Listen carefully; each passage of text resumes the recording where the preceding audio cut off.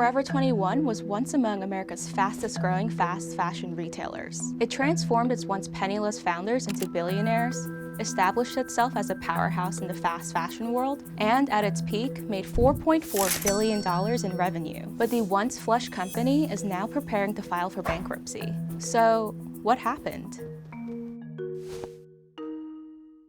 Back in the day, Forever 21 embodied the American dream.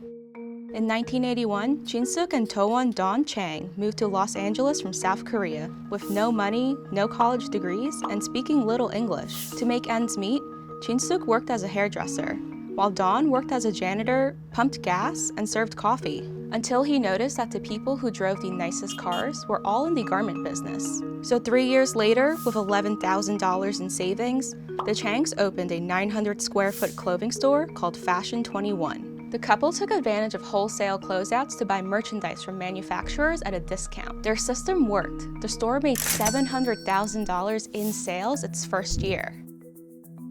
Fashion 21 was initially only popular with LA's Korean American community, but the Changs leveraged their success, opening new stores every 6 months, which broadened the company's customer base at the same time.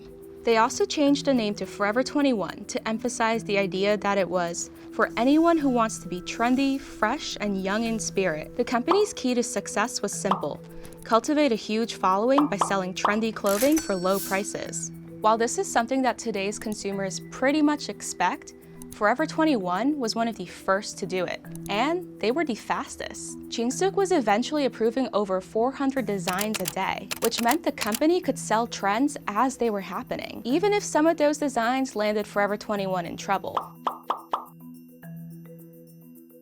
But while other brands and designers might not have been Forever 21's biggest fans, customers couldn't get enough of their affordable styles. As a result, Forever 21 became one of the largest tenants of American malls, with 480 locations nationwide. And by 2015, business was booming. Forever 21's sales peaked, with $4.4 billion in global sales that year. As for the Changs, they became one of America's wealthiest couples, with a combined net worth reaching an estimated $5.9 billion in March 2015. Forever 21's goal was to become an $8 billion company by 2017 and open 600 new stores in 3 years. But the company's aggressive expansion would also lead to its downfall.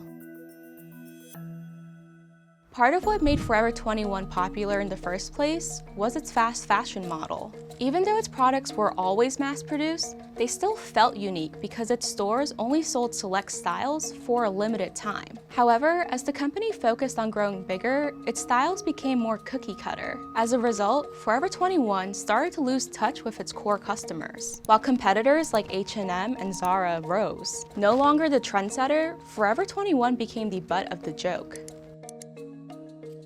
It's also no longer the fastest in the game. Internet brands like Fashion Nova churn out celebrity and influencer-inspired styles at a rapid-fire pace. And as e-commerce has continued to boom, traditional retailers like Forever 21 have struggled to adapt to changing consumer behaviors. According to a March 2019 survey, millennials make 60% of their purchases online, and overall prefer online shopping over going to a physical store. Yet Forever 21 continued opening new stores as recently as 2016, even expanding existing stores to take over multiple floors with men's, children's, and home goods sections, which could help explain why Forever 21 sales are estimated to have dropped by 20 to 25% in 2018. On top of that, the Changs, who still own the company, have lost more than $4 billion from their personal net worths. The company overall is now $500 million in debt and considering filing for bankruptcy.